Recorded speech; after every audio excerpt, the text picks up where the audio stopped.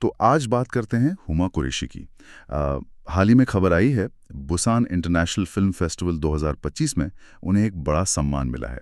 हमारे पास cinema express का एक लेख है इस पर, तो ज़रा देखते हैं कि ये सम्मान क्या है, उनकी फिल्म बयान क्या है और ये सब क्यों मायने रखता है। हाँ बिल्कुल, ये काफी बड़ी खबर है हुमा कुरैशी के लिए। तो हुआ यह है कि हुमा कुरैशी को बुसान इंटरनेशनल फिल्म फेस्टिवल मतलब बिफ, जो एशिया के बड़े फिल्म फेस्टिवल्स में से एक है, हाँ बहुत प्रतिष्ठित है। वहाँ फेस ऑफ एशिया अवार्ड मिला है। ये उन्हें Marie Claire Asia Star Award ceremony में दिया गया।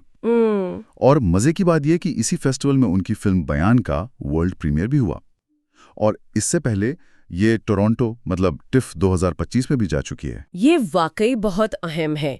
देखिए, पहले टोरंटो फिर बुसान, ये जो बड़े इंटरनेशनल प्लेटफॉर्म्स हैं, यहाँ फिल्म का पहुँचना ही अपने आप में एक बात है। और फिर उसके ऊपर फेस ऑफ एशिया जैसा अवार्ड मिलना, ये न सिर्फ हुमा की पहचान को एशिया लेवल पर एक तरह से स्थापित करता है, हाँ, मान्यता देता है। बिल्कुल मान्यता देता है। और ये दिखाता है कि भारतीय कलाकार अब ग्लोबल स्टेज पर किस तरह देखे जा रहे हैं। कमाल है।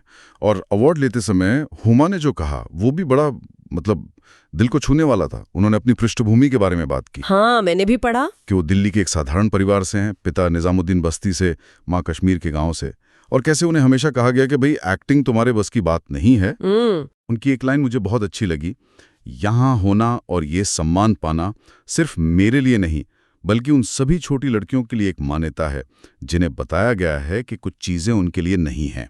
ये उन सभी छोटी लड़कियों के लिए है जो सपने देखने की हिम्मत करती हैं और जो नहीं को जवाब के रूप में स्वीकार नहीं करती। ये बहुत शक्तिशाली बात है। ये सिर्फ एक अवार्ड स्पीच नहीं है। ये दिखाता है कि कैसे आपकी पर्सनल स्टोरी, आपके संघर्ष, वो भी ग्लोबल स्टेज पर गूंज सकते हैं और दूसरों को प्रेरणा दे सकते हैं। ये असल में बाधाओं को तोड़ने और सपनों का पीछा करने का एक मैसेज है। बिल्कुल सही। अच्छा, ये तो हुई अवार्ड और स्पीच की बात। अब जरा फिल्म पर आते हैं। बयान, इसके बारे में क्या जानते हैं हम? बयान को लिखा और डायरेक्ट किया है विकास रंजन मिश्रा ने। उन्हें हम चौरंगा से जानते हैं, जो 2016 में आई थी। हाँ, चौरंगा काफी चर्चित रही थी। बिल्कुल।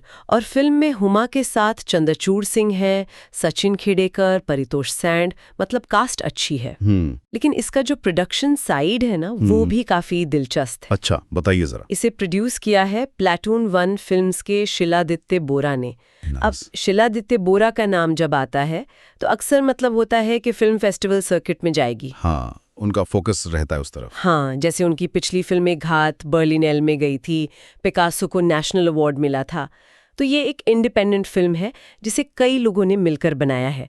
इसमें मधु शर्मा, कुणाल कुमार, अनुज गुप्ता भी हैं और स्विट्जरलैंड बेस्ड सादिक केशवानी भी को प्रोड्यूसर हैं। तो ये एक इंटरनेशनल कोलैबोरेशन भी है। अच्छा, और एक और दिलचस्प बात मैंने पढ़ी कि हुमा कुरैशी खुद भी इसमें एग्जीक्यूटिव प्रोड्यूसर के तौर पर जुड़ी हैं। हाँ, ये बहुत अहम पॉइंट है। इसका क्या मतलब निकालें? इसका मतलब है कि वो अब सिर्फ एक एक्टर के तौर पर नहीं जुड़ी हैं। वो फिल्म के बनने की प्रक्रिया में, शायद फाइनेंसिंग में, क्रिएटिव डिसीजंस में, हाँ, सक्रिय रूप से शामिल हैं। ये उनके करियर में एक नया कदम है, दिखाता है कि वो कहानी कहने के पूरे प्रोसेस का हिस्सा बनना चाहती हैं। ये वाकई एक बड़ा बदलाव है उनके लिए, और शायद यही कॉन्फिडेंस उनके आने वाले प्रोजेक्ट्स में भी दिख रहा है। जैसे महारानी सीजन 4 तो है ही। हाँ, वो तो है ही। साथ में एक एक्शन थ्रिलर आ रही है, बेबी डू और डाई डू, जिसमें वो पहली देसी महिला हत्यारे का रोल कर रही हैं। ये तो काफी अलग रोल्स लग रहे हैं। बिल्कुल, ये रेंज दिखाता है।